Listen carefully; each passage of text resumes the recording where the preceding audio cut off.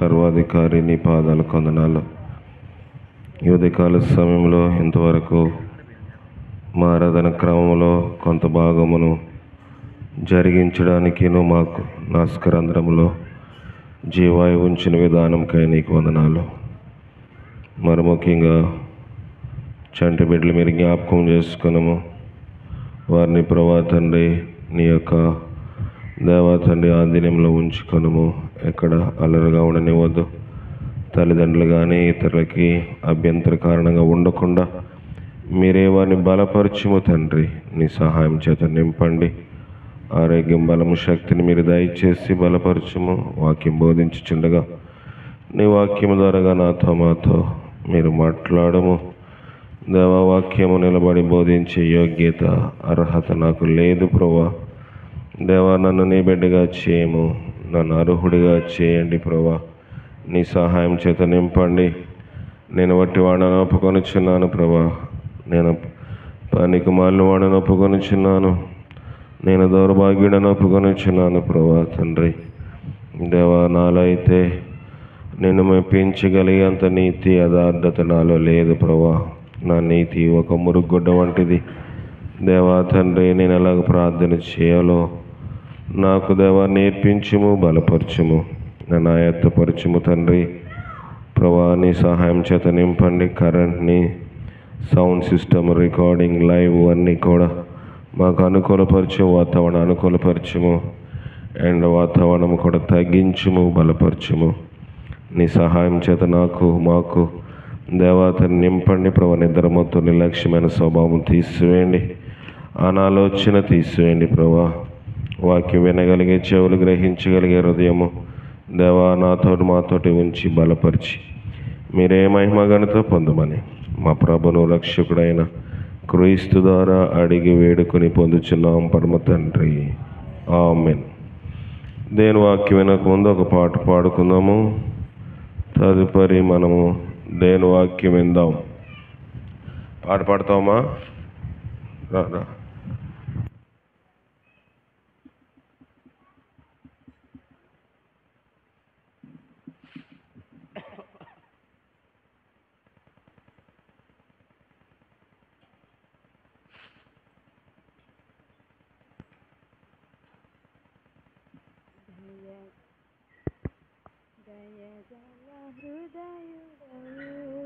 నీ స్వాస్థ్యమును ఎన్నడు ఎడబాయవు. ఎడారిల ఊటలను, జలరాశులలో త్రోవను ఏర్పరచువాడవు. సర్వలోకము నీకు నమస్కరించి నిన్ను కొనియాడును. సర్వలోకము నీకు నమస్కరించి నిన్ను కొనియాడును. దయగల హృదయుడవు, నీ స్వాస్యమును ఎన్నడు ఎడబాయవు. ఎడారిలో ఊటలను, జలరాశులలో త్రోవను ఏర్పరచువాడవు.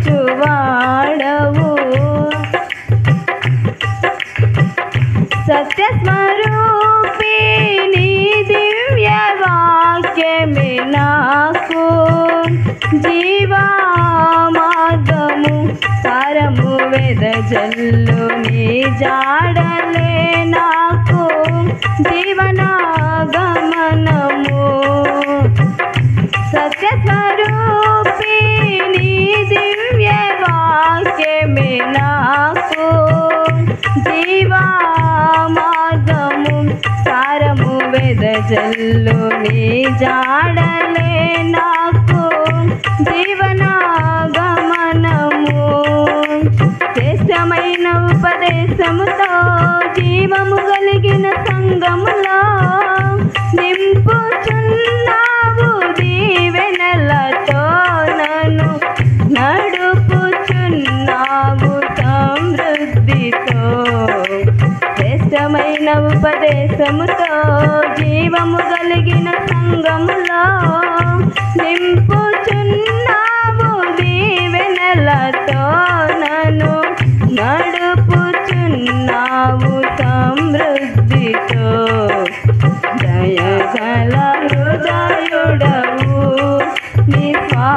విశ్వాసమును ఎన్నడు ఎడబాయవు. ఎడారిలో ఊటలను జలరాశులలో త్రోవను ఏర్పరచువాడవు. పరిశుద్ధుడా నీ దివ్య చిత్తమే నాకు ఎంతో ఉత్తమము. పరిశుద్ధుల సహవాసమే నాకు క్షేమాధారము. పరిశుద్ధుడా నీ దివ్య యోచనలే నాకు ఎంతో ఉత్తమము.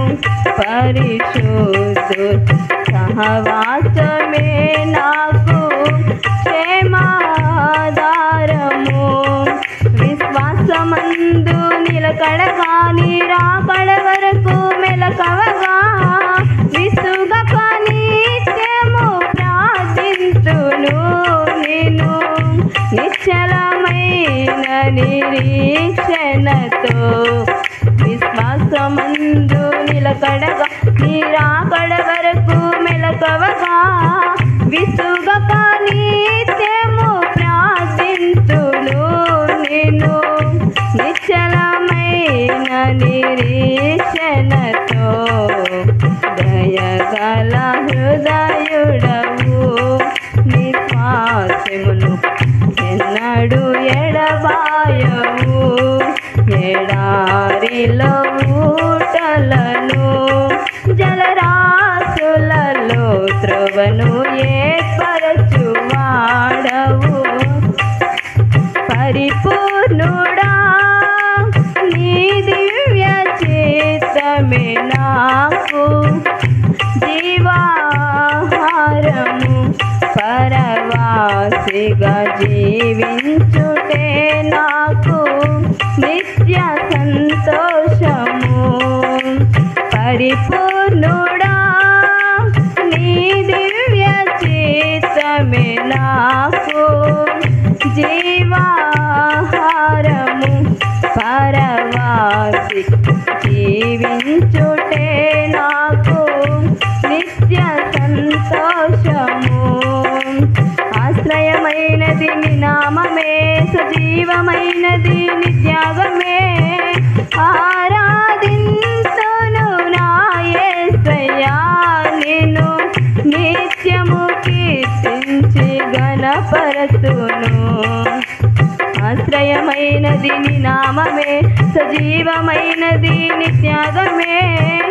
ఆరాధింతును నా యేసయ్యా నిన్ను, నిత్యము కీర్తించి ఘనపరతును.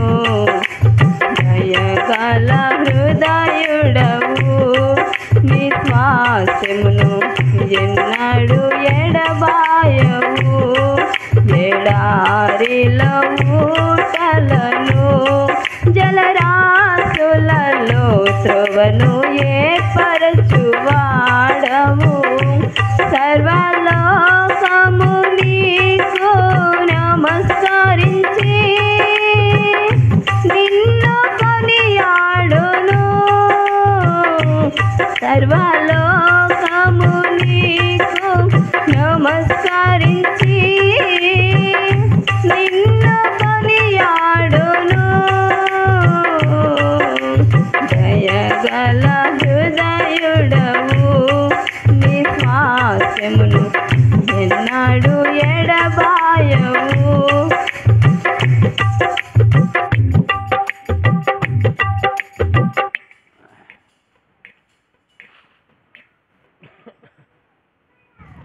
వాక్యం 800 లేచి నిలబడి 237 పల్లవి 168 పేజీలో 237 పల్లవి పాడుకుందాం ప్రార్థన పూర్వకంగా. దేవుని జీవాత్మ నా మీదకి రమ్ము అనే పల్లవి పాడుకుందాం. అందరూ లేచి నిలబడదాం. దయచేసి ఎవరు మాట్లాడొద్దు. నిలబడి ప్రార్థన పూర్వకంగా ఈ పల్లవి పాడుకుందాం.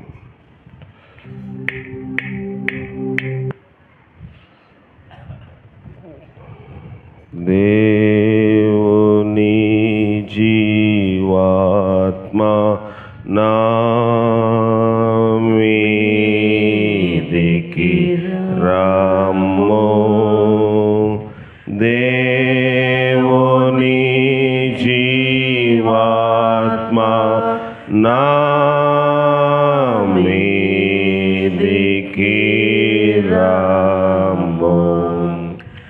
వీరాచు వాంచు మాలాచు నింపు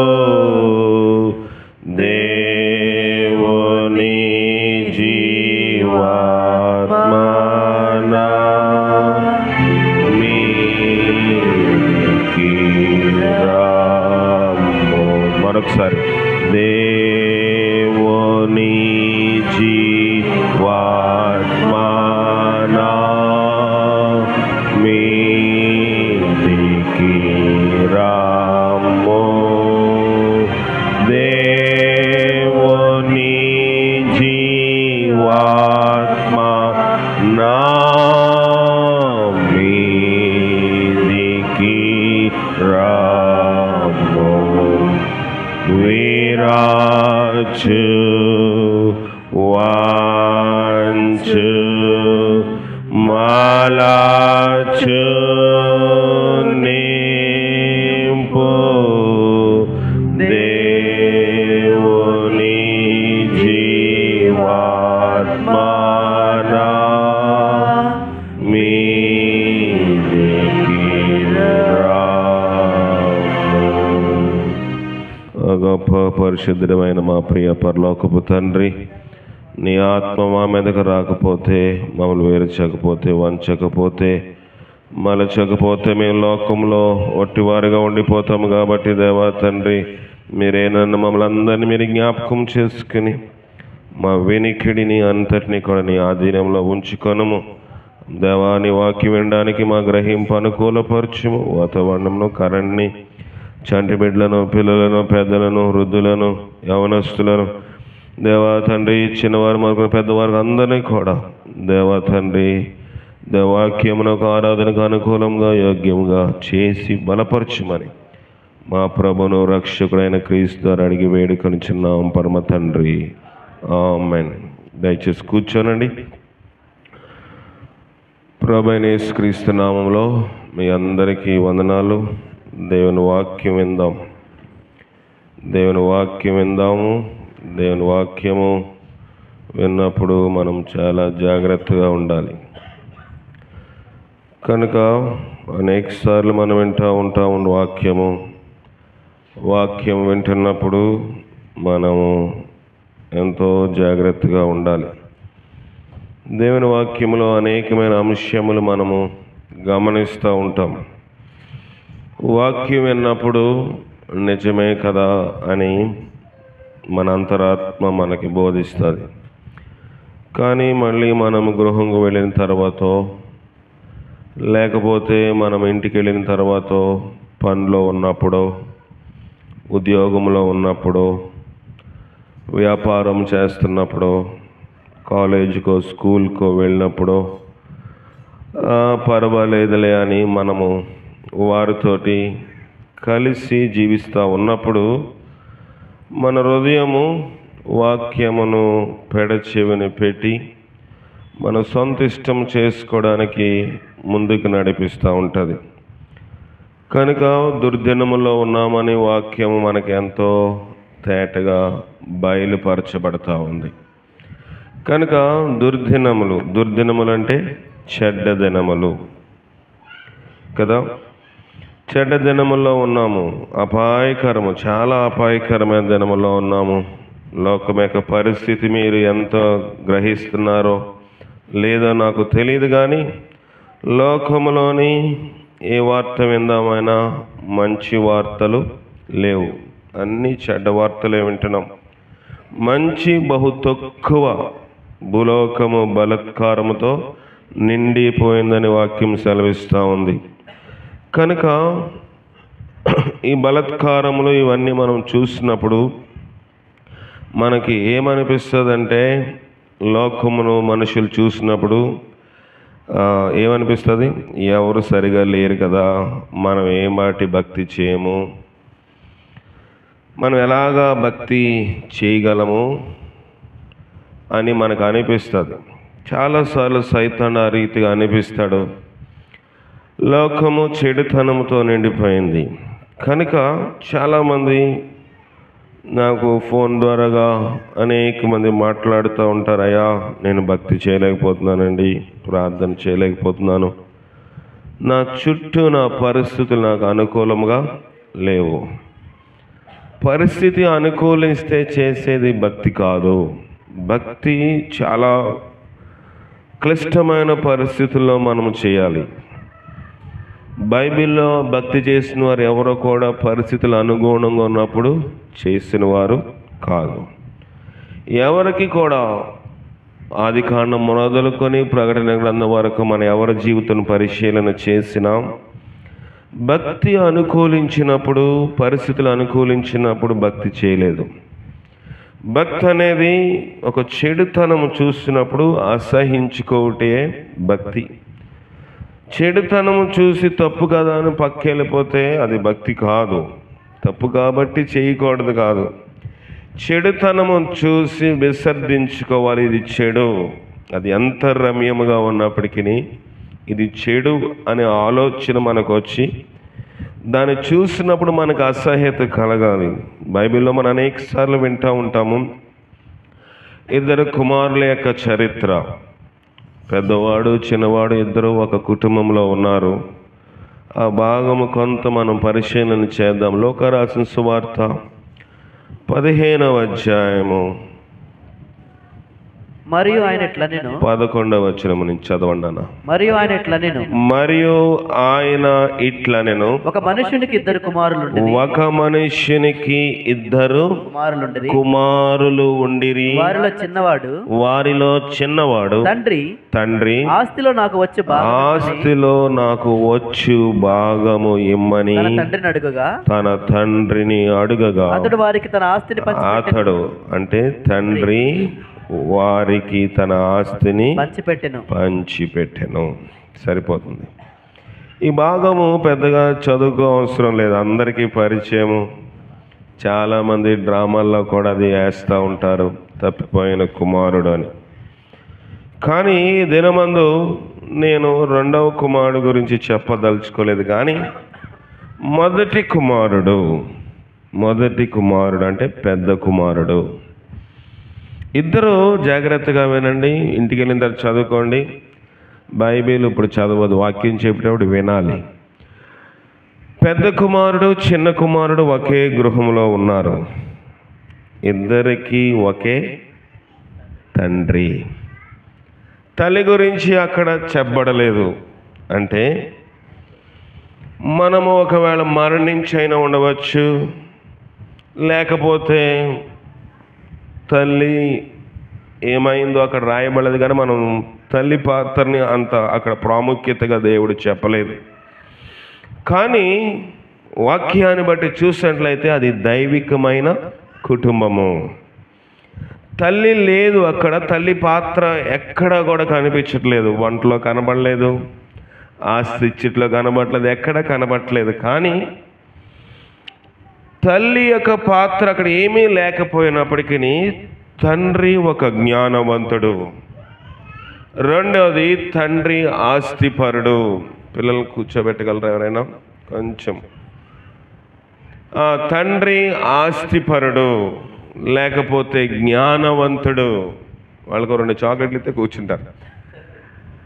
తర్వాత ఇంకెలాంటి వాడు? ప్రార్థనాపరుడు, భయభక్తులతో బిడ్డలను పెంచినవాడు. కానీ భయభక్తులు ఎంతవరకు వాళ్ళ జీవితంలోకి వెళ్ళాయి అన్నది చాలా ప్రాముఖ్యము. చిన్న కుమారుడు మనం ఎప్పుడు తప్పు పడుతూ ఉంటాము. నాకైతే చిన్న కుమారుడు తప్పు ఏమీ పెద్దగా అనిపించదు. చిన్న కుమారుడు ఆస్తి అడిగాడు, మనమంటాం ఆస్తి అడగకూడదు కదా అని కదా. మన అందరం కూడా ఒక వయసు వచ్చేటప్పటికి నాకేమిస్తావు అని మనము తల్లిదండ్రుల్ని అడుగుతాము. నన్ను చదివించలేదు, వాడిని చదివించావు, నన్ను చదివించలేదు, అక్కని చదివించావు, వాళ్ళకి పెళ్ళి అయినప్పుడు ఎంత పెట్టావు, నాకు ఏం పెట్టలేదు అడుగుతాము. ఎందుకంటే వారి మన తల్లిదండ్రులు, మనకి ఆ హక్కు ఉంది. లోక సంబంధముగా, ఆత్మ సంబంధముగా మనకు ఒక తండ్రి ఉన్నాడు. ఆయన పరలోకపు తండ్రి. ఆయన మన ఒక్కళ్ళకే కాదు, ఆయన సర్వభూమికి రాజు అయి ఉన్నాడు. ఆయన అందరికీ తండ్రి అయి ఉన్నాడు. ఆయన అందరము అడుగుతాము. ఏదైనా చిన్న కష్టం వచ్చినా బాధ వచ్చినా పక్క వాళ్ళకి పంచుకోకముందు, భార్యకు భర్త పంచుకోకముందు, భర్త భార్యకు పంచుకోకముందు ఏ రీతిగా అయినా సరే మనం మొదటగా హృదయంలో ప్రభువా దేవుడా, లేకపోతే లోకములో అనేక మందిని కొలుస్తూ ఉంటారు, కానీ ప్రార్థన పూర్వకంగా చేయాలన్నది ప్రతి ఒక్కరి యొక్క ఉద్దేశం. తండ్రిని అడుగుట్లో తప్పేమీ లేదు. తండ్రిని అడిగాడు ఆస్తి. తండ్రి కూడా నేను ఇవ్వనురా, నీకు ఆస్తి ఇచ్చి అంత వయసు కాదు, నీకు డబ్బులు అప్పుడే నీకు అవసరమా, ఆస్తి అవసరమా అని తండ్రి ఏమీ ఎదురు ప్రశ్న వేయకుండా వెంటనే ఇద్దరికీ పంచాడు. అవునా కదా? కొన్నిసార్లు మనం ప్రార్థన చేసినప్పుడు వర్షం ఆగాలి అన్నప్పుడు వర్షం ఆగుతుంది. మనతో పాటు అనేక మందికి కూడా వర్షం ఆగి వాళ్ళకు కూడా మేలు కలుగుతుంది.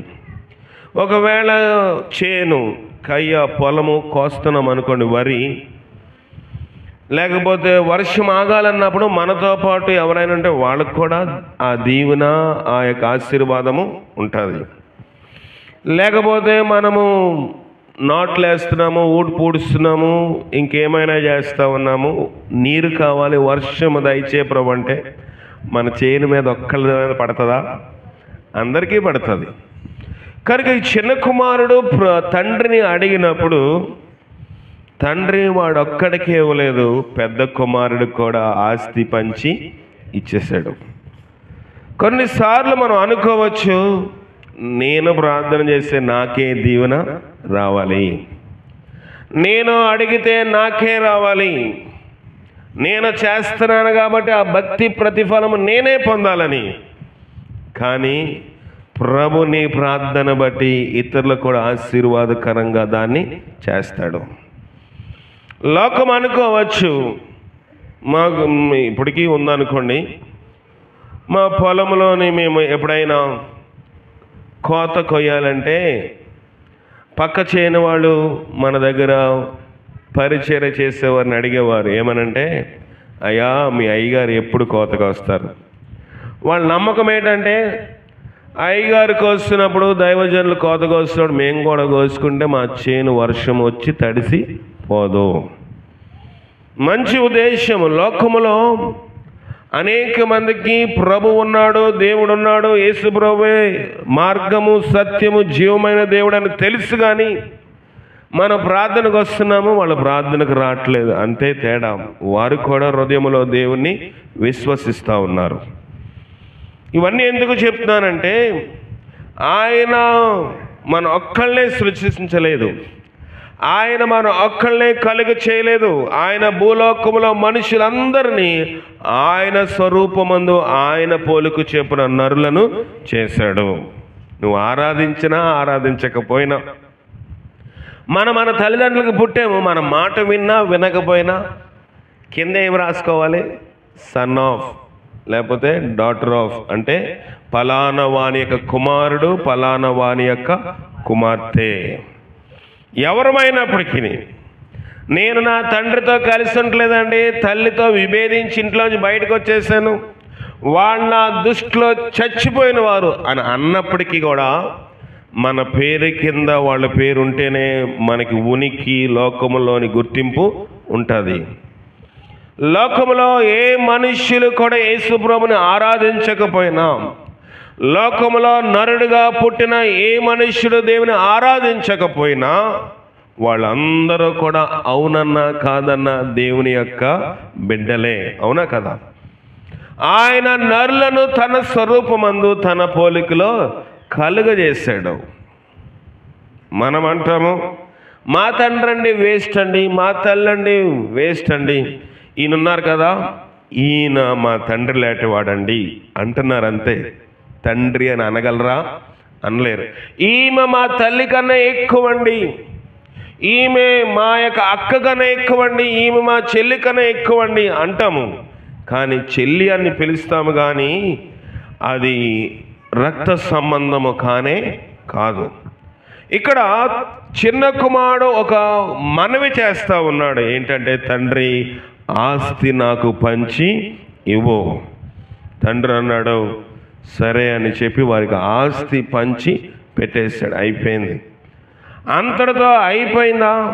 అయిపోయిన తర్వాత కొన్ని దినములైన తర్వాత అతడు సమస్తమును సమకూర్చుకొని దూరదేశం ప్రయాణం అయిపోయి అచ్చట తన ఆస్తిని దుర్వ్యాపారం వల్ల పాడు చేసెను. వ్యాపారము చేశాడంట వెళ్ళి. ఏ వ్యాపారం చేశాడు? దుష్ట వ్యాపారము. మనము ఏ పని చేసినా తండ్రి ఆస్తి ఇచ్చింది ఎందుకు? దుర్వినియోగం చేయడానిక, సద్వినియోగం చేయడానిక? సద్వినియోగం చేయడానికి. లోక సంబంధంగా మనకి తండ్రులు బిడ్డలు ఏది, తండ్రులు కానీ మనకు కలిగిన వారు ఏది ఇచ్చినా మనం చదివిస్తారు ఎందుకు? మంచి ఉద్యోగం చేసి ఇష్టానుసారంగా తిరగాలన్నా కాదు. ఆ విద్య బట్టి తన కుటుంబమును పోషించాలని, ఆ విద్యను బట్టి ఉద్యోగం సంపాదించాలని, ఆ విద్యను బట్టి ప్రయోజకులు అవ్వాలని. లోకంలో ఏ పని చేసి బ్రతుకుతామన్నది ప్రాముఖ్యము కాదు, కానీ ఏ పని చేస్తున్నామనేది చాలా ప్రాముఖ్యమైనది. ఆయన పరిశుద్ధుడు గనుక మీరును పరిశుద్ధులై ఉండండి. దుర్వ్యాపారము చేశాడు. ఏ వ్యాపారం అంటే చాలా వ్యాపారాలు. దుర్వ్యాపారం అంటే దుష్ట వ్యాపారము.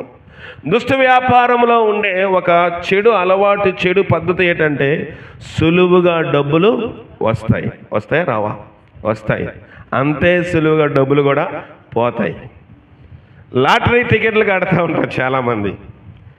లాటరీ అనేది ఒక దుష్ట వ్యాపారము. 10 రూపాయల టికెట్, లేకపోతే 1000 రూపాయల టికెట్, 10,000 రూపాయల టికెట్ అంటారు. కొన్ని కోటి రూపాయలు ఉంటుంది. 10,000 పోతే పోయింది అని 10,000 కట్టి ₹1,00,00,000 ఆశిస్తే వస్తే పర్లేదు, రాకపోతే అదేమైపోతుంది? దుర్వినియోగం అయిపోతుంది. ఇంకా అనేక రకముగా లోకములో ఒక దుష్ట వ్యాపారములు ఉన్నాయి. దుష్టముగా అంటే తక్కువ సమయంలోని ఎక్కువ డబ్బు వచ్చే కొన్ని పద్ధతులు లోకములో కనిపించబడ్డాయి. ఈ దినములో మనకి ఎక్కువగా కనబడుతున్న ఒక దుష్ట వ్యాపారం ఏంటంటే బెట్టింగ్. బెట్టింగ్ అంటే ఎప్పుడు వేస్తారు బెట్టింగ్? ఎలక్షన్లు వస్తున్నాయి. మాది చక్రాలండి, మాది ఫ్యాన్ అండి, లేకపోతే మాది పువ్వు అండి, మాది గ్లాస్ అండి అని బెట్టింగ్ వేస్తారు. వేయటం వల్ల ఒకవేళ మనం నిలబడి ఏ పార్టీకి అయితే మన పక్షాన్ని నిలబడి అది గెలిచింది అనుకోండి, లక్షలు వస్తాయి. పోతే అంతే, ఆస్తి అంతా ఆఖరికి ఇంట్లో బంగారము డబ్బులు అంతా పెట్టాలి. వీలైతే వెట్టి చాకరీ చేసిన డబ్బు అక్కడ కట్టాలి. ఏ వ్యాపారం అది? దుష్ట వ్యాపారము. ఇది కాకుండా ఆన్లైన్లో కూడా, ఫోన్లో కూడా ఉంటాయి బెట్టింగ్ యాప్లు. నేను కొంతకాలం క్రితం పనిచేస్తూ ఉన్నప్పుడు ఒక యవనస్తుడు నా దగ్గర పనిచేస్తే అతను నా దగ్గరకు వచ్చి దేవుని నమ్ముకునేవాడు. అయ్యా నా కోసం ప్రార్థన చేయండి. నేను అన్నాను ఏంటంటే ప్రార్థన చేయండి, నా కోసం ప్రార్థన చేయండి. ప్రార్థన చేశాను.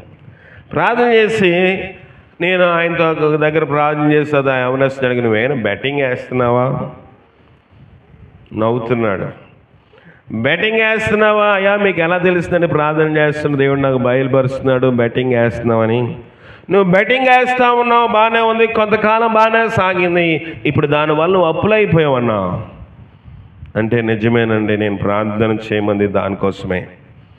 మొదట అది కొంచెము సులభంగా అనిపించింది, డబ్బులు వస్తూ ఉన్నాయి కనుక నేనేం చేస్తాను, మొదట 100 రూపాయలే, తర్వాత 1000, 10,000, ఇప్పుడు 1000 కొలది అయిపోయాను. దాదాపుగా దానివల్ల కొన్ని లక్షలు నేను అప్పు అయిపోయాను. ఇది ఈ రౌండ్. ఏ రౌండ్? ఈ క్రికెట్లోని ఈ టోర్నమెంట్లో ఈ ఓవర్లో ఈ బంతికి ఈ రన్కి అనుకోండి, ఇది కాకపోతే ఇంకో వస్తాను పెడతానే ఉన్నాను. నేనన్నాను అది దుష్ట వ్యాపారము. నువ్వు ఒక క్రైస్తవుడివి, నువ్వు దేవుని నామని ఎరిగినటువంటి వాడివి, అలాంటివి దేవునికి మనకి ఎలాంటి పొందికున్నదో దాని అంతని పూర్తిగా తెగొట్టేస్తుంది. వెంటనే మానేయి. మరి అప్పు ఎలాగండి? చేస్తూ ఉంటే ఇంకా అప్పు పెరుగుతుంది కానీ తరగదు కనుక మానేసి ప్రార్థన చేయి, నేను చేస్తానని చెప్పాను.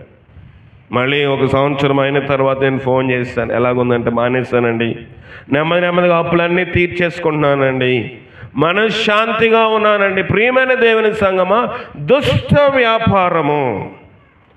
లోకం మనం అనుకుంటున్నాము చిన్న కుమారుడు ఆస్తి తీసుకోవడం పొరపాటు చేశాడని, కానే కాదు. లోకంలో బ్రతకడానికి అనేక రకమైనవి దేవుడు కల్పించాడు. విద్య ఉంది, ఉద్యోగం చేసుకోవచ్చు, లేకపోతే ఉద్యోగం చేసుకోవచ్చు, వ్యాపారం చేసుకోవచ్చు, వ్యవసాయం చేసుకోవచ్చు, వృత్తి పని చేయొచ్చు. ఈ అన్నిట్లో దుష్టత్వమునకు మనం చోటు ఇవ్వకూడదు. దుష్టత్వమునకు చోటిస్తే దేవుడు దాన్ని గ్రహిస్తూ ఉంటాడు. అచ్చట తన ఆస్తిని దుర్వ్యాపారం వల్ల పాడు చేశాడు, బాగు చేసుకోలేదు. ప్రియమైన దేవుని సంగమా, మనము ఎంచుకున్న నిర్ణయములు ఎలాగున్నాయి? దుష్ట వ్యాపారం అంటే వ్యాపారమే అనుకోవచ్చు. వివాహ సమయం వచ్చిన తర్వాత ఒక పెండ్లి కుమారుడు లేకపోతే పెండ్లి కుమార్తె ఎవరిని ఎంపిక చేసుకుంటున్నారు? దాంట్లో ధనముతో కూడిన బంధత్వం ఉంటే ఆ బంధత్వము ఎంతో కాలం నిలవదు. దుష్ట వ్యాపారము. వివాహ సమయం వచ్చేసరికి నేను ఒక ఆయనతో ఒక లోకంలో పెద్ద కులస్తులు అనబడిన వారితో పెద్ద ఆయనతో మాట్లాడుతూ ఉన్నప్పుడు, లోకంలో ఇష్టానుసారంగా తిరిగి ఇష్టానుసారంగా బ్రతికిన వాడు పెద్ద ఆసామి, దాదాపుగా 100 ఎకరాల పైన ఆస్తి ఉంది. అతనితో ఒక దినం మాట్లాడవలసి వచ్చి మాట్లాడుతూ ఉన్నాను, అయ్యా వివాహ సమయంలో మీరు ఎవరు వివాహం చేసుకుంటారు? మా కులంలోనే చేసుకుంటానండి. మరి మీరు ఇంతకాలము జీవించారు, ఇష్టానుసారంగా ఒక మృగం వలె మీ జీవితాన్ని పాడు చేసుకు ఇష్టానుసారంగా తిరిగారు. పెళ్ళైకి కూడా జీవితం నేను వదిలిపెట్టనండి, పెళ్ళైకి కూడా అలాగే జీవిస్తాను. పెళ్ళి ఎందుకు మరి చేసుకుంటున్నారంటే, వాడి దగ్గర నుంచి నాకు ఆస్తి రావాలి, నా బిడ్డలు బాగా చదువుకోవాలి, మంచిగా బాగుపడాలంటే నాకు డబ్బు కావాలి కనుక పెళ్ళి. నేను లోకములో నా యొక్క శరీరేచ్ఛలు తీర్చుకొని నేను పెళ్లి చేసుకోవట్లేదని చెప్పినప్పుడు ఆయన గట్టిగా హెచ్చరించారు. లోకములోని డబ్బు చూసుకుని, కులము చూసుకుని దానికోసం వివాహం చేసుకుంటాడంట. కానీ లోకములో నరుడు ఒంటరిగా ఉండటం మంచిది కాదు కాబట్టి అతను వివాహము చేసుకోడంట. చూడండి, దుష్ట వ్యాపారము. లోకములో ఎలాగ మాడితే అలాగ జీవించి, మృగం వలె జీవించి, లోకంలో ఇష్టానుసారంగా జీవించి, తదుపరి వారి జీవితము చూసినట్లయితే మొదటి కుమారుడు పుట్టాడు. మొదటి కుమారుడు పుట్టిన తర్వాత వెర్రివాళ్ళకి పుట్టాడు. అతను మొదటి కుమారుడు చూసిన తర్వాత వెర్రివాళ్ళకి పుట్టాడు. చూసారా, మీరు చేసిన ప్రతిఫలమునకు మీ మొదటి బిడ్డ ఎలాగ పుట్టాడో. పాపము ఎక్కడ ఉందో అక్కడ శాపం ఉంటుంది, పాపం ఎక్కడుందో అక్కడ దేవుని యొక్క ఉగ్రత ఉంటుంది.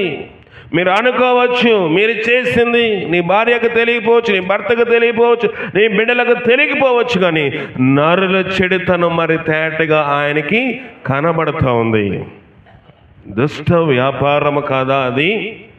లోకంలో నేను తప్పించుకున్నాను అనుకోవచ్చు, చట్టానికి దొరకలేదు గనుక, మనుషులకి నేను కళ్ళు కప్పేశాను గనుక, మనుషుల చేతిలో నేను చిక్కలేదు గనుక నేను మంచివాడిని మీతో చెప్తే మీరు నమ్మొచ్చు, కానీ నేను పరమునున్న దేవుని దృష్టికి వేషధారిని. నేను మంచివాడిని చెప్పుకుంటే పరమునున్న దేవుని దృష్టికి వేషధారిని.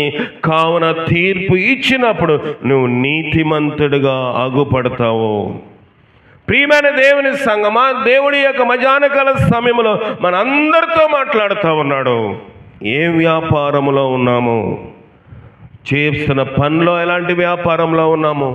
వివాహ సమయం వచ్చినప్పుడు ఎలాంటి వ్యాపారంలో ఉన్నాము? లేకపోతే ఉద్యోగము చేస్తూ ఉన్నప్పుడు ఎలాంటి వ్యాపారంలో ఉన్నాము? ఉద్యోగం చేసినప్పుడు వ్యాపారం ఏంటంటారా? ఉద్యోగం చేసినప్పుడు కూడా దుష్ట వ్యాపారం ఉంటుంది. ఇలా పెడతారు చెయ్య కింద, ఏంటది? లంచము. ఈ పని చేయాలి ఉద్యోగంలోని, అది గవర్నమెంట్ వారు కానివ్వండి, ఎక్కడైనా కానివ్వండి, ఈ పని చేయాలి. ఈ పని చేయాలి అంటే ఎంత కావాలి? ఎంత ఇస్తేనే మేము చేస్తాం, కనుక అంత డబ్బులు మాకు ఇవ్వాలి. నేను కారు డ్రైవ్ చేస్తూ ఉన్నప్పుడు యవనస్తులు చూస్తూ ఉంటాను. ఒక మూల నించోబెడతారు పోలీసు వాళ్ళు పట్టుకొని. అయ్యా ఏమయ్యా హెల్మెట్ లేదండి, ఏమయ్యా డ్రైవింగ్ లైసెన్స్ లేదండి, మా బండికి పొల్యూషన్ సర్టిఫికెట్ లేదండి, ఏం చేయాలి? మీరు కేసు రాస్తే 1000 రూపాయలు అవుతుంది, కడతావా, రాసేమంటావా అంటారు. వీడు నెమ్మదిగా పక్క నుంచి 100-200 తీసి వాళ్ళ చేతిలో పెట్టి నెమ్మదిగా వెళ్ళిపోతూ ఉంటారు. ఏ వ్యాపారం అది? దుష్ట వ్యాపారం.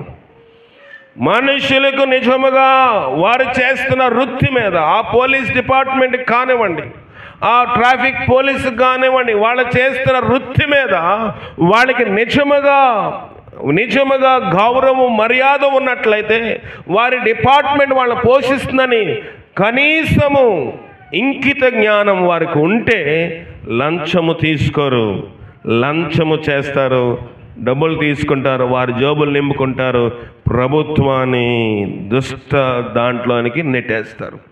పోలీసు వాళ్ళే కాదు, ఫారెస్ట్ డిపార్ట్మెంట్ ఉంటాయి, కలప చెక్క కొయ్యలు పట్టుకుంటారు. అయ్యో లెక్క ప్రకారంగా కేసు కట్టి ఫైన్ రాయాలి, లారీ సరికి వెళ్ళిపోతుంది, జోబులు నిండగా డబ్బులు ఉంటాయి. కానీ ఏదో ఒక దినం వారి కుటుంబంలో చూస్తే విషాదమైనవి చోటు చేసుకుంటూనే ఉంటాయి. మనుషుల నుంచి మనం తప్పించుకోవచ్చు, మనుషుల కళ్ళు మనం కప్పచ్చు. లోకంలో అనేక రకమైన వ్యాపారములు. మా పొలం రిజిస్ట్రేషన్ చేయవలసి వచ్చినప్పుడు నేను 6th క్లాస్ చదువుతున్నట్టున్నాను. మా అమ్మమ్మగారు ఊర్లో, మా నాన్నగారు నాయనమ్మగారు ఉన్న ఊర్లో పొలమును అమ్మేసి దగ్గరగా ఉంటుందని మేము ఉండే ప్రాంతంలోని వ్యవసాయం కొనవలసి వచ్చినప్పుడు రిజిస్ట్రేషన్ చేయాలి. రిజిస్ట్రేషన్ అడిగితే రిజిస్టర్ గారు ఏమన్నారంటే, ఇంత లంచం మాకు కావాలి. నాయన అన్నారు, లంచము ఇస్తేనే చేస్తానంటే నా రిజిస్ట్రేషన్ మీరు చేయవసరం లేదండి, నేను న్యాయంగా చేసుకుంటున్నాను. గవర్నమెంట్ లెక్క ప్రకారంగా నేను రిజిస్ట్రేషన్ చేయను. గవర్నమెంట్ లెక్క ప్రకారంగా మన భూమి యొక్క విలువ చాలా తక్కువ ఉంటుంది, కానీ ఎక్కువగా కొంటాము. ఎక్కువగా కొన్ని ఏం చేస్తారంటే, 1,00,000 రూపాయలు కొన్నారనుకోండి, గవర్నమెంట్ దానికి వెల కట్టేది ఆ ఎకరానికి 40,000 30,000 ఉంటుంది అంతే. ఆ లెక్క ప్రకారంగా రిజిస్ట్రేషన్ చేస్తారు. నాయన అన్నారు, నేను రూపాయి లంచం ఇవ్వను. లంచం ఇవ్వడానికి నా దగ్గర డబ్బులు లేక కాదు, ఇదిగో ఈ భూమిని నేను ఎన్ని వేలకు కొన్నాను, నేను మీ యొక్క గవర్నమెంట్ లెక్క ప్రకారంగా ఈ భూమి యొక్క వెల చాలా తక్కువ ఉంది, నేను అంతగా రిజిస్ట్రేషన్ చేయమంటే మీరు చేస్తారు, మిగతా డబ్బులు మీకు లంచంగా నేను ఇవ్వచ్చు. కానీ నేను తప్పుడు లెక్కలు నేను ప్రభుత్వానికి చూపించలేను. నేను క్రైమ్ ఎంత ఇచ్చానో, నేను డబ్బులు ఎంత ఇచ్చి కొంటున్నానో అంతకి రిజిస్ట్రేషన్ చేయండి. మీరు పని పూర్తయిన తర్వాత నా ప్రేమ కొలది నేను ఏదైనా వస్తు రూపంగానే ఇవ్వచ్చు, లేదా భోజనం హోటల్కి తీసుకెళ్ళి ఏదో చేస్తాను, కానీ మీరు డిమాండ్ చేస్తే నాకు చేయొద్దు. సబ్ రిజిస్టర్ కుర్చీలోంచి లేచి దండం పెట్టాయా, ఇంతకాలం నుంచి నేను అనేక మంది క్రైస్తవుల్ని పాస్టర్లను చూశాను, ఇలాంటి భక్తి నా జీవితంలో నేను చూడలేదు. మీరు ఎంత కొన్నారో అంత వెలకి రిజిస్ట్రేషన్ చేయిస్తున్నారు, కనుక మీకు లాంటి వాళ్ళు దాన్ని లంచం తీసుకోలేదని సాయంకాలానికి రిజిస్ట్రేషన్ చేసి కాగితాలు చేతిలో పెట్టాడు. సాక్ష్యం ఉండాలి మనకి. దుష్ట వ్యాపారము చేసి లంచగొండుల గుడారం ఏమవుతుందంట, అగ్ని కాల్చివేన యోబంటున్నాడు. మనము లంచం ఇచ్చి వారి గుడారములు కాల్చివేయాలా? లంచం ఇస్తేనే ఈ పని చేస్తానన్నప్పుడు అయ్యా మేము లంచము ఇవ్వకూడదండి అని సాక్ష్యము చెప్పగలమా? మన సహవాసంలోనే ఎక్కడ చర్చ్ రిజిస్ట్రేషన్ చేయవలసి వచ్చినా ఇదే పోరాటం జరుగుతూ ఉంటుంది. మన ప్రియులు సాక్ష్యం చెప్తాడు, అయ్యా మేము లంచం ఇవ్వకూడదండి, మేము భక్తి అండి, మీరు ఒక్కడే చేస్తున్నారా భక్తి? ఇదిగో ఫలానా పాస్టర్ గారు, ఫలానా టీవీ ప్రసంగికులు, ఫలానా పెద్ద పెద్ద జైవజనులుగా పిలువబడిన వారు లంచం ఇదిగో ఎంత ఇచ్చారు. ఎవరు చెప్పారండి? పెద్ద పెద్ద వాళ్ళు ఇస్తున్నారు కదా. అక్రమము చేయవాళ్ళ నా యొద్ద నుండి తొలగిపోండి అని చెప్తాడు. పెద్ద చిన్న లేదు తేడా. టీవీ ప్రసంగికున్నా, యూట్యూబ్ ప్రసంగికున్నా ఎంతమంది సబ్స్క్రైబర్లు ఉన్నారో అది దేవుడే లెక్క చూడు. ఎంతమంది నేను సువార్త చేశానది చూడు. ఆ దినమున అనేకులు వచ్చి ప్రభా నీ నామం పెట్టి అది చేయలేదా, నీ నామం పెట్టి ఇది చేయలేదా, నీ నామం పెట్టి స్వస్థతలు చేయలేదా అంటే ప్రభు అంటాడంట, అక్రమము చేయవాళ్ళ యొద్ద నుండి తొలగిపోండి. ఇవి నా మాటలు కాదు. ఇవి నా మాటలు కాదు. అందుకే సంకీర్తనలోని 99వ అధ్యాయంలోని 6వ వచనం ఏమంటున్నాడు చదవండి. 99వ సంకీర్తన 6వ వచనము. ఆయన యాజకులలో మోషే అహరోనులుండిరి, ఆయన నామము బట్టి ప్రార్థన చేయవారిలో సమూయేలు ఉండెను. వారు యెహోవాకు మొర్రపెట్టగా ఆయన వారికి ఉత్తరమిచ్చెను. లోకంలో చాలా మంది యాజకులు ఉన్నారు. లోకంలో చాలా మంది భక్తులుగా పిలువబడిన ప్రవక్తనిలు ఉన్నారు. అందరి గురించి కీర్తనగాడు ఇక్కడ చెప్పటం లేదు. ఆయన యాజకుల్లో మోషే అహరోనులు ఉండిరి. ఉండగలమా? ఆయన యొక్క లిస్ట్లో మన పేరుంటుందా? 1,00,000 మంది రాశారండి ఈ యొక్క పోస్ట్కి ఎంట్రన్స్ ఎగ్జాము, లేకపోతే ఏంటి ఆ పరీక్షను ఏమంటారు, ఉద్యోగం కోసం రాసే పరీక్షని, ఇంటర్వ్యూకి ఇంతమంది రాశారండి పరీక్ష. కానీ పేపర్ అందరి పేరుంటుందా?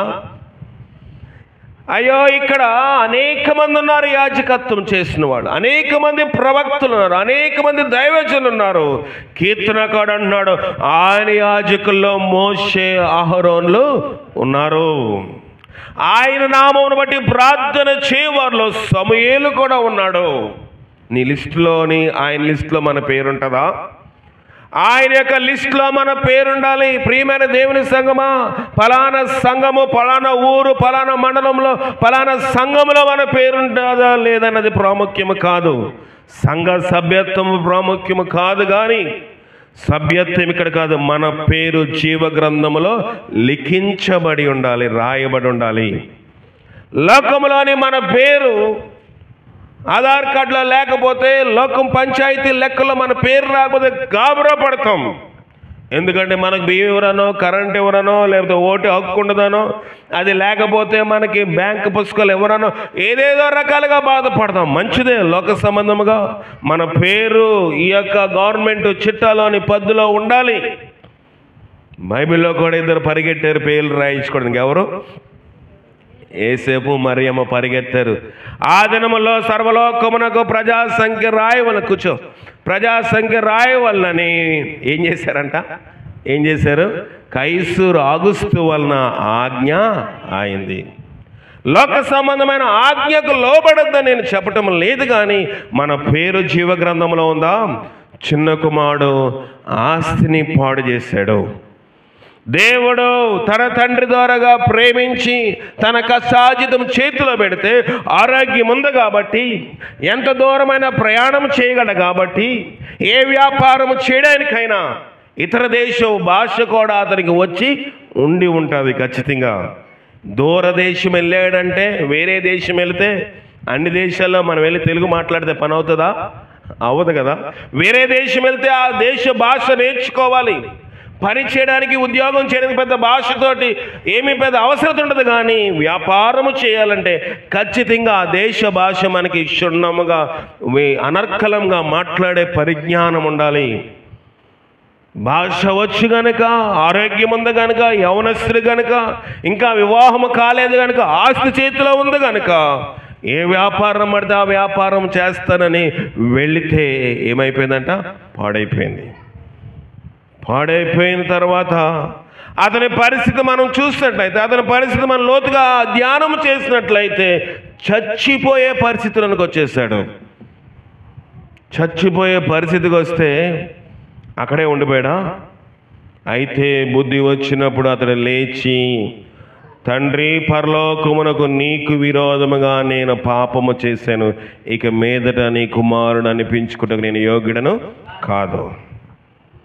చచ్చిపోయే పరిస్థితి తీసుకుని వస్తామేమో నీ జీవితంలో. ప్రియమైన దేవుని సంగమా, లైవ్లో వింటున్న ప్రియులారా, ప్రజలారా, దేవుడు మాట్లాడుతూ ఉన్నాడు. నువ్వెవరో నాకు తెలియదు, కానీ ప్రభు అంటున్నాడు, నువ్వు చేస్తున్న పని నీకు మరణం తీసుకురావచ్చేమో, నువ్వు చేస్తున్న పని నీకు అనారోగ్యం తీసుకురావచ్చేమో, నువ్వు చేస్తున్న పని నేను ఒక శాపకోపంలోకి నెట్టేయచ్చేమో. ఏ పని చేస్తున్నావో, ఏ వ్యభిచారంలో ఉన్నావో, ఏ జారత్వంలో ఉన్నావో, ఏ దొంగతనంలో ఉన్నావో, ఏ మోసములో ఉన్నావో, ఏ అబద్ధంలో ఉన్నావో, ఏ దుర్నీతిలో ఉన్నావో లోక ప్రపంచానికి తెలియకపోవచ్చు, కానీ ఆయన సర్వభూమికి రాజు అయి ఉన్నాడు కనుక ఆయన కనిపెట్టి చూస్తా ఉన్నాడు. యెహోవా నువ్వు దోషములను కనిపెట్టి చూచి ఎడల ప్రభువా ఎవడు నిలువగలడు? ప్రియమైన దేవుని సంగమా, లైవ్లో వింటున్న ప్రజలారా, ఆయా సంఘాల్లో వాక్యం వింటున్న దైవ జనాంగమా, ప్రభు హెచ్చరిస్తా ఉన్నాడు.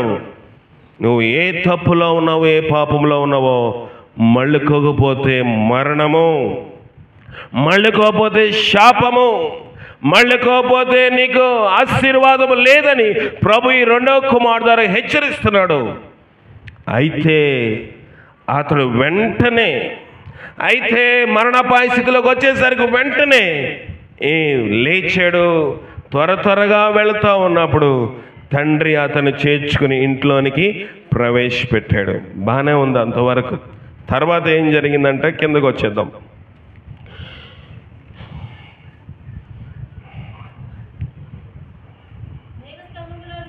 అక్కడ కాదమ్మా, పాఠం 15వ అధ్యాయంలో రాసిన 15వ అధ్యాయము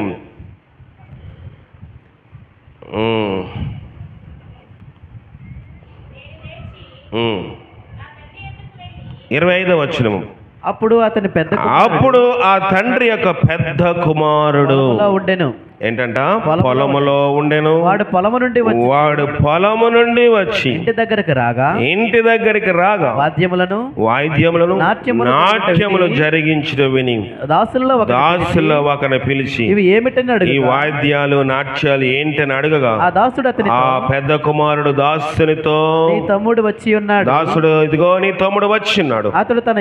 అతడు నీ ఇంటికి వచ్చిన సురక్షితంగా వచ్చినందు నీ తండ్రి క్రొవ్విన దూడను వధించిన నేను. అయితే అతడు కోపపడి లోపల వెళ్ళక తనుక అతని తండ్రి వెలుపలికి వచ్చి లోపలికి రమ్మని పెద్ద కుమారుని బ్రతిమాలు కొనెను. అందుకు అతడు తన తండ్రితో ఇదిగో ఇన్ని ఏళ్ళు నిన్ను సేవించుచున్నానే, నీ ఆజ్ఞ ఎన్నడను మీరలేదే, ఆయనను నా స్నేహితులతో సంతోషపడను ఎన్నడను ఒక మేక పిల్లను ఇయ్యలేదు. అయితే సరిపోతుంది. రెండవ భాగం మనం చూసినట్టయితే పెద్ద కుమారుడి యొక్క జీవితం. ఇప్పుడు దాకా మనం చిన్న కుమారుడి యొక్క జీవితం క్లుప్తంగా విన్నాం. రెండవ భాగం మనం చూసినట్టయితే పెద్ద కుమారుడి యొక్క జీవితం మనం చూసినట్లయితే ఎక్కడున్నాడంట? తండ్రి దగ్గరే ఉన్నాడు. అంటే పొలంలో, అంటే తండ్రి పని చేస్తున్నాడు. ఇంటికి వచ్చాడు, సాయంకాలం అయిపోయింది. ఇంటికి వచ్చేటప్పటికి మంచిగా బ్యాండ్ మేళం, ఇంకా మంచిగా అందరూ డ్యాన్స్ చేస్తున్నారు, విందు జరుగుతూ ఉంది, క్రోవేనవి అన్నీ మంచిగా అన్నీ చేశారు. మంచి సౌండ్ సిస్టమ్, ఆర్కెస్ట్రా వినబడుతుంది. ఏమైందిరా సడన్గా ఇంట్లోని నాట్యం వినబడుతుందని లోపలికి వెళ్ళకుండా బయటే ఉండి ఎంక్వైరీ చేస్తున్నాడు. అందులో ఒక దాసుడు చెప్తున్నాడు, నీ తమ్ముడు వచ్చాడురా, చాలా బాగా వచ్చాడు. ఎలాగొచ్చాడు? సురక్షితంగా వచ్చాడు, అంటే చనిపోకుండా వచ్చాడు కనుక నీ తండ్రి విందు చేస్తా ఉన్నాడు. ఓహో ఇదా జరుగుతుంది అని అక్కడే ఉండి ఏమన్నాడంటే, అతను లోపలికి రాకపోతే తండ్రే బయటికి వచ్చాడు. ఇందాక తండ్రి చిన్న కుమారుడు కోసం బయటకు వచ్చి మెడ మీద పడి ముద్దు పెట్టుకుని ఇంటికి తోడుకుని వచ్చాడు. ఈ రెండవ సందర్భంలో పెద్ద కుమారుడు విషయమై కూడా తండ్రి బయటికి వచ్చాడు. ఇద్దరిలో ఎవరు ఎక్కువ? ఇద్దరు సరి సమానంగానే ఉన్నారు. ఇంటి దగ్గర ఉండి తండ్రితోనే ఉండి తండ్రికి ఆదరణగా ఉంటూ తండ్రి మీద విరోధమైన భావంతో జీవిస్తూ ఉన్నవాడు పెద్ద కుమారుడు. అతని యొక్క పౌరుషం, అతని యొక్క ఆయాసం, అతని హృదయంలో ఉన్న బాధ అంతా వెలగకేస్తున్నాడు. తండ్రి ఇంతకాలం ఎనడని మాట మీరలేదు, నువ్వు చెప్పిన పని ఎలా చేస్తారు, పొలంకి వెళ్ళమంటే వెళ్తున్నాను, వస్తున్నా, అన్నీ చేస్తున్నాను, కానీ నాకు ఫ్రెండ్స్ ఉన్నారు కదా, వాళ్ళతో సంతోషించడానికి ఎప్పుడైనా ఒక మేకపిల్లైనా నాకు ఇచ్చావా? ఇంటికాడి లాభం ఉందా? తండ్రి మాట వింటున్నానని చెప్పుకుంటూ ఏమైనా లాభం ఉందా? రెండు రకమైన విశ్వాసము లోకంలో మనకు కనబడతా ఉన్నాయి. ఒకటి తప్పిపోయిన కుమారుడైన చిన్న కుమారులేంటి భక్తి బ్రతుకు, రెండవది పెద్ద కుమారులేంటి భక్తి. లోకంలో ఏ అన్యాయం చేయకపోవచ్చు, లోకంలో వీటిల్లో మనం పాలు పొందకపోవచ్చు, కానీ హృదయం అంతా ఎక్కడుంటుందంట? లోకములోనే ఉంది. వాడు హృదయం లోకంలో ఉంది కనుక లోకంలోకి వెళ్ళిపోయాడు. ఎవరు? చిన్న కుమారుడు. పెద్ద కుమారుడు హృదయం కూడా లోకంలో ఉంది, కానీ అతడు ఇంటిలో ఉంటూ లోకం మీద తన ఆశ పెట్టుకుని బ్రతుకుతున్నాడు. నాకు కూడా ఫ్రెండ్స్ ఉన్నారు, నాకు కూడా స్నేహితులు ఉన్నారు, నాకు కూడా నేను పార్టీకి పిలిస్తే నా ఫ్రెండ్స్ కూడా వస్తారు, నేను కూడా విందు చేసుకుంటాను, నాకు కూడా మేకపిల్ల కావాలి. మేకపిల్ల ఎందుకు అవసరం అవుతుంది? నాకు కూడా విందు చేయని అడిగాడా? మేకపిల్ల కావాలంట. అంటే వీడు కూడా ఒక తాగుబోతు. ఎవరు? పెద్ద కుమారుడు. పెద్ద కుమారుడు కూడా ఒక దుష్టమైన వాడు. మేకపిల్ల ఎందుకు? అన్నం లేకుండా, చపాతీలు లేకుండా ఎందులో నంచుకుని తింటాడు? అది త్రాగుల్లో మాత్రమే ఉపయోగపడుతుంది. తాగుడులో పెట్టే ఆహారమును మంచింగో లేదా స్టఫో స్నాక్సో స్టార్టర్ ఏదో అంటారు. అలాగే ఇప్పుడు నాకు స్నేహితులు ఉన్నారు, వాళ్ళతో నేను పార్టీ చేసుకోవాలి. ఏ పార్టీ?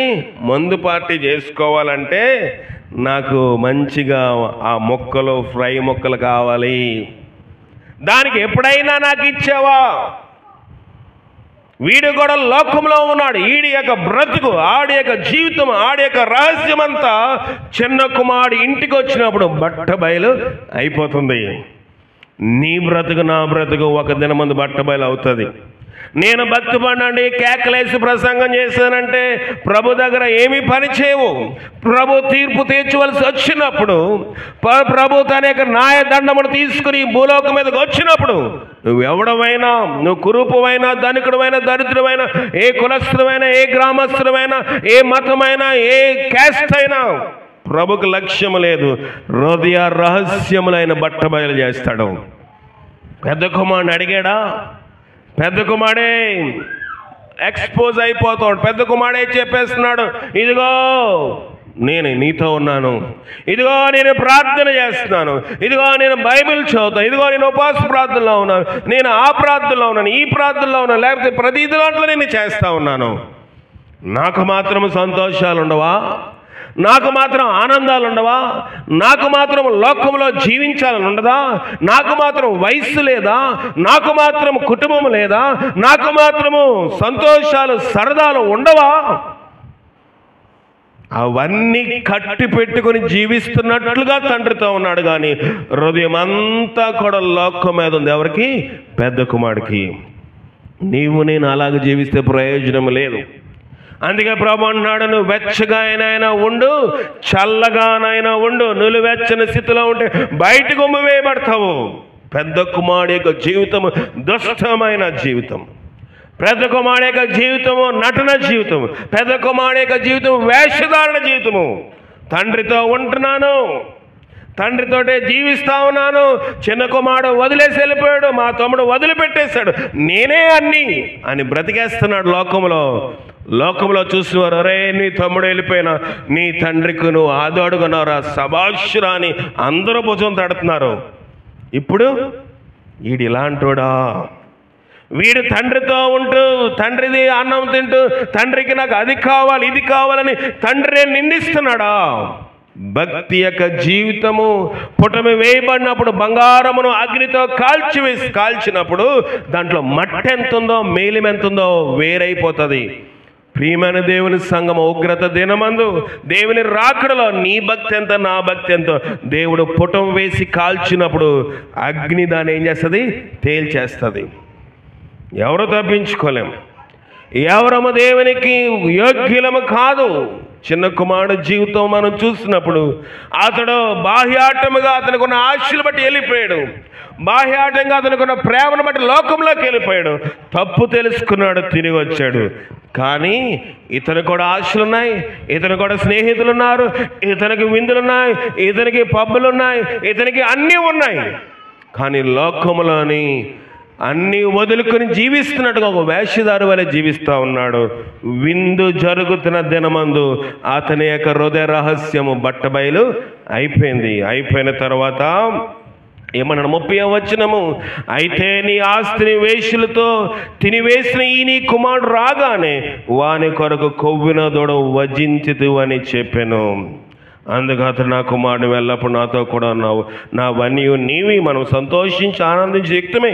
ఈ నీ తమ్ముడు చనిపోయి బ్రతికెను, తప్పిపోయి దొరికినని చెప్పాను. ఎవరికి బోధ చేయవలసి వస్తుంది? చిన్న కుమారుడికి బోధ చేశాడు తండ్రి? లేదు. చిన్న కుమారుడు తానంతట తానే తప్పు తెలుసుకుని వచ్చాడు. కానీ పెద్ద కుమారుడు ఇంట్లో ఉంటూ తప్పులో జీవిస్తూ ఉన్నాడు. దేవునితో ఉంటూ దేవుని సంఘములో ఉంటూ మనం ఎలాగ జీవిస్తాం మన ప్రవక్తన అంతా ఆయన ఎరిగిన వాడై ఉన్నాడు. పెద్ద కుమారుడు దేవునితో ఉంటూనే, పెద్ద కుమారుడు తండ్రితో ఉంటూనే అతని ఆశలన్నీ చూడండి చిన్న కుమారుడి మీద నిందించడం మొదలు పెట్టాడు. ఈ నీ కుమారుడు ఏం చేస్తాం? మనం సంతోషించి చూడండి, అతని ఆస్తిని వేశ్యలతో తినివేసిన ఈ నీ కుమారుడు రాగానే వాని కొరకు క్రొవ్విన దూడను వధించితివి. ఏ మాటలవి? వార్వలేని మాటలు. అయ్యో, నిజమైన ప్రేమ ఉన్నవాడు, నిజమైన భక్తి ఉన్నవాడు, నిజమైన ప్రార్థన చేసేవాడు, నిజమైన విశ్వాసం ఉన్నవాడు స్వార్థపు మాటలు మనం మాట్లాడగలమా? మాట్లాడలేము. తమ్ముడు వచ్చాడు, సంతోషంరా, ఇప్పుడు దాకా నేను ఒంటరిగా ఉన్నాను. తండ్రి వ్యవసాయంకి వెళ్దామంటే తండ్రి ఒంటరిగా ఉంటాడు, తండ్రికి ఎవరు వండి పెట్టేవాళ్ళు లేరు. నేను వ్యవసాయంలో కొన్నిసార్లు నేను నిమగ్నం అయిపోయినప్పుడు, తండ్రి పొలం పనుల మీద ఉండిపోయినప్పుడు కొన్నిసార్లు తండ్రికి సమయానికి భోజనం పెట్టేవాళ్ళు లేరు. నువ్వు వచ్చేవు, సంతోషం, ఇద్దరం కలిసి ఇకనైనా మంచిగా జీవిద్దామని సమాధాన పడుతున్నాడా? ఒక విరోధమైన భావమును పదజాలమును వాడుతూ వక్రమైన మాటలు మాట్లాడుతున్నాడు. తమ్ముడును మొదట ఏం చేస్తున్నాడు? నిందించడం మొదలు పెడుతున్నాడు. మనము కూడా అలాగే చేస్తాం. ఎవడైనా తప్పు చేసి వాడిని నిందించుతాం. అయ్యో, వాడు అలాంటి వాడు, ఆమె ఇలాంటిది, అతను ఇలాంటి వాడు, ఆమె ఇలాంటిది, అలాగే చేసింది. మీకేం తెలుసు? వాడి సంగతి నాకు తెలుసు. నీ సంగతి నా సంగతి ఎవరు తెలుసు? దేవునికి బాగా తెలుసు. మనుషులు మనం నిందిస్తూ ఉంటాము. ఆ స్త్రీ ఇలాంటిది, అతను ఇలాంటి వాడు, ఇలాగ చేశాడు అని చెప్తాము. మన స్థితిని మనం పరిశీలించుకోమని చెప్తున్నాడు. అతిక్రమములు మనం ఏం చేయాలంట? మన ఎడల అపరాధములు చేసిన వారిని మనము క్షమించు ప్రకారము పరలోకమందున్న మా తండ్రి మా అపరాధములు కూడా క్షమిస్తాడు. క్షమాపణ రావాలంటే ఇతరులను నిందించే మనస్సు మనలోనే ఉండకూడదు. లోకములో జీవిస్తా ఉన్నాం ప్రియమైన దేవుని సంగమా, ప్రియమైన దైవ జనాంగమా. దేవుడు మనతో మాట్లాడుతూ ఉన్నాడు. పెద్ద కుమారుడు వలె భక్తి చేస్తూ, నటన చేస్తూ, లేకపోతే లోకంలో ఇష్టానుసారంగానే జీవిస్తూ ఉన్నామా? మనం భక్తి చేస్తూ, ప్రార్థన చేస్తూ లోకంలో ఇష్టానుసారంగా జీవిస్తామా? లేదా చిన్న కుమారుడు వలె లోకంలోకి వెళ్ళిపోయి ఉంటే దిద్దుకొని సరిచేసుకుని మళ్ళీ దేవుని దగ్గరికి వస్తున్నామా? మనం పరిశీలన చేసుకున్నట్లుగా పరిశుద్ధాత్మ శక్తి మనకు సహాయం చేసి కాపాడుగా. ప్రార్థన చేసుకుందాం. ప్రార్థన చేయండి. ప్రభా, నీ శక్తి మాతో ఉంచండి, నీ ఆత్మతో ఉంచండి, నీ దయ మాతో ఉంచండి, నీ కనికరం మాతో ఉంచండి. ప్రభా, జాన్ మనకు ప్రార్థన చేస్తారు. ప్రభా, ప్రార్థన చేయండి. అందరూ ప్రార్థన చేయండి. 2 నిమిషాలు ప్రార్థన చేయండి. జీవము గల దేవా, నీ ఘనమైన పాదాలకు వేలాది వందనాలు. ఈ మధ్యాహ్న సమయంలో మరలా ఒక్కోసారి తప్పిపోయిన కుమారుడు, చిన్న కుమారుడు విషయంలోని ప్రభు, అదేవిధంగా పెద్ద కుమారుడు విషయంలో మళ్ళీ ఒకసారి మాతో మాట్లాడిన విధానం బట్టి స్తోత్రములు చెల్లిస్తా ఉన్నా. మీరు సహాయం చేయండి. ఆ చిన్న కుమారుడిని అయితే ప్రభు దూరదేశంలోకి వెళ్ళి పాడు చేసుకుంటాడని తప్పుగా పరిగణిస్తున్నాం. కానీ పెద్ద కుమారుడిగా పిలువబడుతున్న వ్యక్తి నా ప్రభు తండ్రి వద్దనే ఉంటూ అయా ఇదిగో లోకం మీద ఆశ పెట్టుకొని ఉన్నాడు. నా బతుకు కూడా అలా ఉన్నదేమో, మా బ్రతుకు, మా జీవితం కూడా అలా ఉన్నదేమో జ్ఞాపకం చేసుకోండి. మందిరాలకి వస్తున్నామే, ప్రతిదినము మందిరంలో పాటలు పాడుతూ ప్రార్థన చేస్తూ ఉన్నాను. కానీ నా బ్రతుకు కూడా లోకం మీద ఆశ ఉన్నదేమో ప్రభువా, నన్ను క్షమించమని ప్రార్థిస్తూ ఉన్నాను. ఆశలు తీసివేయండి. నీ సాక్షిగా జీవించే గొప్ప భాగ్యాన్ని మాకు దయచేయమని ప్రార్థిస్తూ ఉన్నాను. దేవా, ఇదిగో నా తండ్రి కుమారుడైతే ఇద్దరిని నా ప్రభువా అయా సమాన ప్రేమతో చూస్తూ ఉన్నాడు. అయా నీవు తండ్రిని పోలి ఉన్నావు కదా, అయా పాపినను నన్ను ప్రేమిస్తూ ఉన్నావు. పరిశుద్ధిగా ఉన్నటువంటి బిడ్డలు నువ్వు ప్రేమిస్తా ఉన్నావు. ఎవరి మీద తేడా చూపించడం లేదు ప్రభువా. నా బ్రతుకులో నేను ఇంకా విడిచిపెట్టాల్సిన ఏమైనా ఉన్నదేమో ప్రభువా. చిన్న కుమారుడైతే తన తప్పు తెలుసుకొని వచ్చినప్పుడు తండ్రిని తను చేర తీసుకున్నాడు ప్రభువా. నా తప్పులు కూడా నేను తెలుసుకొని పశ్చాత్తాపడి తిరిగి నీ సన్నిధానంలో చేరే గొప్ప భాగ్యాన్ని నాకు దయచేయమని ప్రార్థిస్తా ఉన్నాను. పెద్ద కుమారు వల్ల నన్ను ఉండని వద్ద ప్రభువా. ఆ లోకంలో మంచిగానే కనబడతా ఉన్నాను. నా చెడ్డ క్రియలన్నీ నీకు మాత్రమే తెలిసి ఉన్నాయి దేవా. నన్ను కూడా చిన్న కుమారుడు వల్ల తప్పుదములను తెలుసుకొని వాటిని విడిచిపెట్టి మరలా తండ్రి యొద్దకు ప్రభా నీ యొద్దకు వచ్చే గొప్ప భాగ్యాన్ని మాకు దయచేయండి. మీ కృపలో భద్రపరచండి. సంగమంతా ఒకసారి మీరు జ్ఞాపకం చేసుకోండి. నీ సాక్షిగా జీవించే బిడ్డలుగా చేయమని యేసయ్య పరిశుద్ధ నామములో ప్రార్థన చేసి అడిగి వేడుకొంచున్నాము తండ్రి. ఆమేన్. ప్రభు దినం గనుక మనం లేచి నిలబడి ఆదివారం క్రమంగా పాట పాడుకుండగా కానుకలు సమర్పించుకుందాం. 298వ పాట సిలువ చెంత చేరినాడే కలుషములను కడిగివేను. 298వ పాట 298వ పాట. పురుషుల పక్కన మన సహోదరులు ఇసాక్ గారు కానుకలు స్వీకరిస్తారు.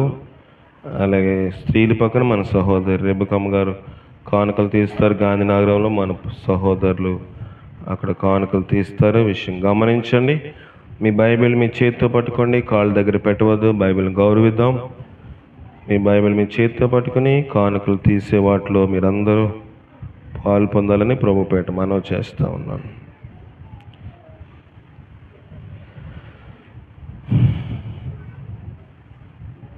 రెండు 298వ పాట.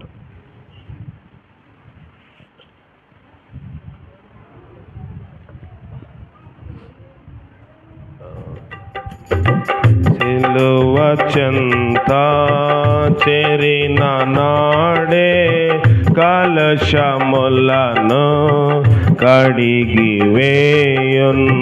సిలువ చెంత చేరిన నాడే కలశములను కడిగి వేయున్. పౌలు వలెను శిలా వలెను, పౌలు వలెను శిలా వలెను, సిద్ధపడిన భక్తుల చూచి, సిద్ధపడిన భక్తుల చూచి, సిలువ చెంత చేరిన కలశములను కడిగి వేయున్. కొండలాంటి బండలాంటి మొండి హృదయంబు మండించు. కొండలాంటి బండలాంటి మొండి హృదయంబు మండించు. పండి అన్న పాపులనైనా, పండి అన్న పాపులనైనా పిలచుచుండే పరము చేరా, పిలచుచుండే పరము చేరా.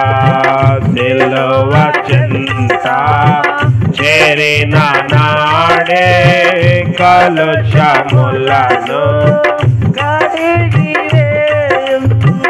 100 గొర్రెల మందల నుండి ఒకటి తప్పి ఒంటరి ఆయే. 100 గొర్రెల మందల నుండి ఒకటి తప్పి ఒంటరి ఆయే. 99 గొర్రెల విడచి, 99 గొర్రెల విడచి ఒంటరి అయినా గొర్రెను వెదకే. ఒంటరి అయినా గొర్రెను. దయచేసి కూర్చోండి. సిలువ చెంత అందరూ కూర్చోండి. చేరిన నాడే కలశములను కడిగి తప్పిపోయిన కుమారుండు తండ్రిని విడచి తరలిపోయే.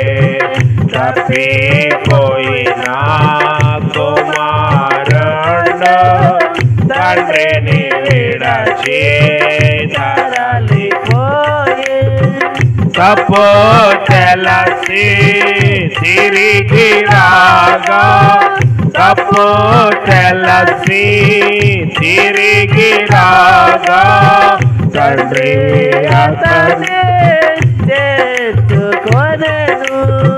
తండ్రి అతని చేర్చుకొనెను. సిలువ చెంత చేరిన నాడే కలుషములను కడిగి వేయ. పాపీరావా పాపము విడచి పరిశుద్ధుల విందులో చేరా. పాపీరావా పాపము విడచి పరిశుద్ధుల విందులో చేరా. పాపుల గతిని పరికించితివా, పాపుల గతిని పరికించితివా.